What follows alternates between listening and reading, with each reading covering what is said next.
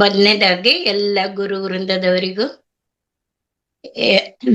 ಎಲ್ಲ ಮಾಸ್ಟರ್ಗಳಿಗೂ ಮತ್ತು ವೇದಿಕೆಯಲ್ಲಿ ಉಪಸ್ಥಿತರಿರುವ ಎಲ್ಲ ಆತ್ಮಬಂಧುಗಳಿಗೂ ಶುಭೋದಯ, ನಮಸ್ಕಾರಗಳು. ನಂದ ಮೇಡಮ್ ನಮಸ್ತೆ, ಉಮಾದೇವಿ ಮೇಡಮ್ ನಮಸ್ತೆ. ಈ ದಿನ ನಾನು ಒಂದು ವಿಶೇಷ ಸಮಾಚಾರ ತಂದಿದ್ದೀನಿ. ಇದು ಸಾಲಿಗ್ರಾಮದ ಬಗ್ಗೆ. ಶಂಖ ಬಗ್ಗೆ ಹೇಳಿದ್ದಾರೆ, ಬೇರೆ ಬೇರೆ ಬಗ್ಗೆ ಹೇಳಿದ್ದಾರೆ, ಸಾಲಿಗ್ರಾಮದ ಬಗ್ಗೆ ಯಾರು ಹೇಳಿಲ್ಲ. ಹಾಗಾಗಿ ನಾನು ತಿಳ್ಕೊಂಡ ಆಗುತ್ತೆ, ನಿಮ್ಗೂ ಹೇಳ್ದಂಗ ಆಗುತ್ತೆ ಅಂತೇಳಿ ನಾನು ಈ ಸಬ್ಜೆಕ್ಟ್ ಅನ್ನು ಆರಿಸ್ಕೊಂಡಿದ್ದೇನೆ. ಸಾಲಿಗ್ರಾಮ ಇದೊಂದು ದೈವಿಕ ಶಿಲೆ. ಸಾಲಿಗ್ರಾಮ ಶ್ರೀ ಮಹಾವಿಷ್ಣುವಿನ ಪವಿತ್ರ ಸ್ವರೂಪ ಅಂತ ಎಲ್ಲ ಹಿಂದೂ ಧರ್ಮದಲ್ಲಿ ಪೂಜಿಸಲ್ಪಡುವ ದೈವಿಕ ಶಿಲೆ. ನಾವೀಗ ಇದರ ಸಂಪೂರ್ಣ ಮಾಹಿತಿ ಪಡೆಯೋಣ. ನೇಪಾಳದ ಹಿಮಾಲಯ ಪರ್ವತದ ತಪ್ಪಲಲ್ಲಿ ಹರಿಯುವ ಕಾಲಿ ಗಂಟಕಿ ನದಿ ಸಮೀಪ ಸಾಲಗ್ರಾಮ ಎಂಬ ಊರಿದೆ. ಅಲ್ಲಿ ಕಲ್ಲು ಸಾಲಿಗ್ರಾಮದ ರೂಪ ಪಡೆಯುತ್ತೆ. ಹೀಗಾಗಿ ಆ ಪ್ರದೇಶವನ್ನು ಸಾಲಿಗ್ರಾಮ ಶಿಲಾ ಎಂದು ಕರೆಯಲಾಗುತ್ತೆ.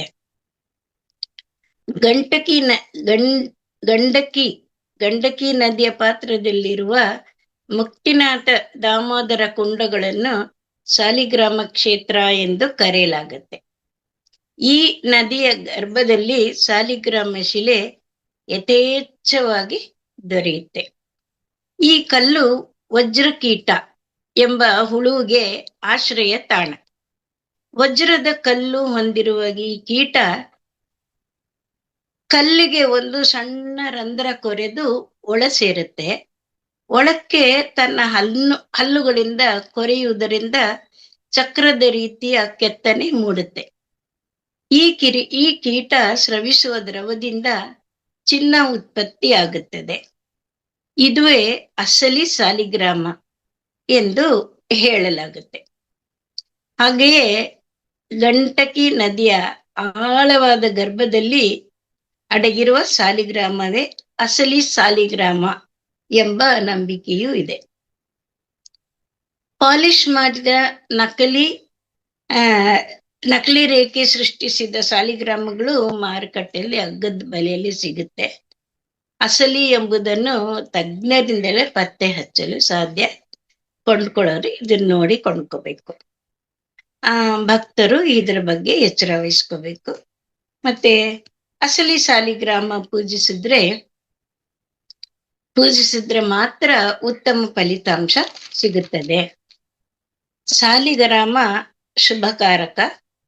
ಸಾಲಿಗ್ರಾಮ ಶಿಲೆಯಲ್ಲಿ ಅರ್ಚನೆ, ವಂದನೆ, ದಾನ, ನಮಸ್ಕಾರ, ಪರಮಾತ್ಮನ ದರ್ಶನ ಇವೆಲ್ಲವೂ ಕೋಟಿ ಗುಣ ಅಧಿಕ ಫಲ ಬರುತ್ತೆ.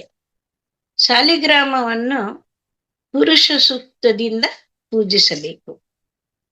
ಪುರುಷ ಸೂಕ್ತ ಅಂದರೆ ವಿಶ್ವರೂಪಿ ಸರ್ವರೂಪಿ ಪರಮಾತ್ಮನ ಸ್ತುತಿ, ಇದರಿಂದ ಪೂಜಿಸಬೇಕು. ಯಾರು ಸಾಲಿಗ್ರಾಮದ ಸಮೀಪದಲ್ಲಿ ಶ್ರಾದ್ದ ಮಾಡ್ತಾರೋ ಅವರ ಪಿತೃಗಳಿಗೆ ಗಯಾ ಶ್ರಾದ್ದಕ್ಕಿಂತಲೂ ಹೆಚ್ಚಾದ ಅನಂತ ತೃಪ್ತಿ ಆಗುತ್ತದೆ.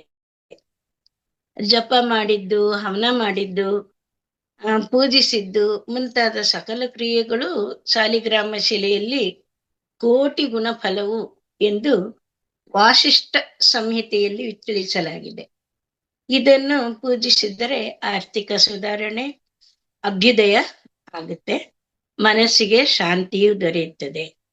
ಅದರಲ್ಲೂ ಕಪ್ಪು ಬಣ್ಣದ ಸಾಲಿಗ್ರಾಮವನ್ನು ಪೂಜಿಸುವುದೇ ಜಾಸ್ತಿ. ಇದನ್ನು ಸೂಕ್ಷ್ಮವಾಗಿ ಗಮನಿಸಿದ್ರೆ ಇದರ ಬಣ್ಣ ಬದಲಾಗುತ್ತೆ. ಸ್ಕಂದ ಮತ್ತು ಪದ್ಮ ಪುರಾಣ ಪ್ರಕಾರ ಸಾಲಿಗ್ರಾಮವನ್ನು ಪೂಜಿಸಿದ್ರೆ ಇಷ್ಟಾರ್ಥ ಸಿದ್ಧಿ ಆಗುತ್ತೆ.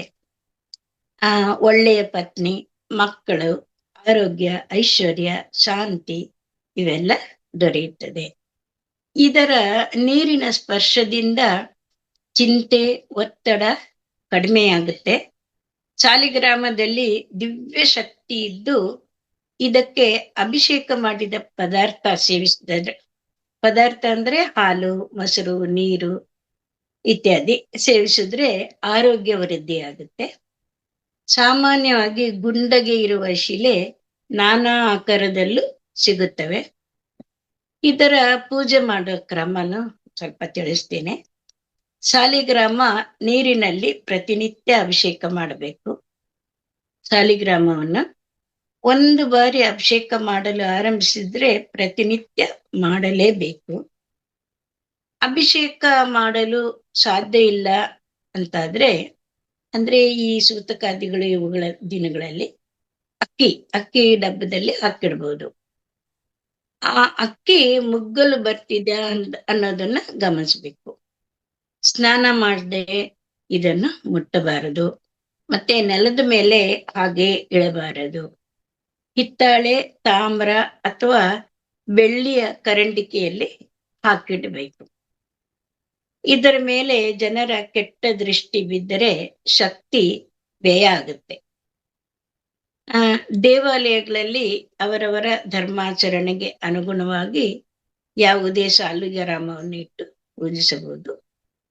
ಸಾಲಿಗ್ರಾಮವನ್ನು ಮನೆಗಳಲ್ಲಿ ಎಷ್ಟು ಸಂಖ್ಯೆಯಲ್ಲಿ ಬೇಕಾದ್ರೂ ಇಟ್ಟು ಪೂಜೆ ಮಾಡಬಹುದು. ಒಂದೇ ಒಂದು ಪೂಜಿಸೋದು ತುಂಬಾ ಒಳ್ಳೆಯದು. ಪ್ರತಿನಿತ್ಯ 12ಕ್ಕೂ ಅಧಿಕ ಸಾಲಿಗ್ರಾಮಗಳನ್ನು ಪೂಜಿಸಿದರೆ ವ್ಯಕ್ತಿಯ ಶ್ರೇಷ್ಠತೆಯೂ ವೃದ್ಧಿಸುತ್ತೆ ಮತ್ತು ಅಪರಾಧದಿಂದ ಮುಕ್ತಿ ಹೊಂದುತ್ತಾನೆ ಎಂಬ ನಂಬಿಕೆಯೂ ಇದೆ.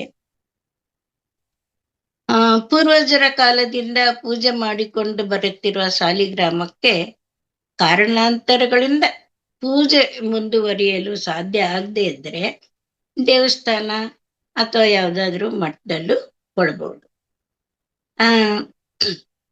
ಅಲ್ಲಿ ದೇವಸ್ಥಾನಗಳಲ್ಲೂ ಇದು ಜಾಸ್ತಿ ಆದ್ರೆ ಏನ್ ಮಾಡ್ತಾರೆ,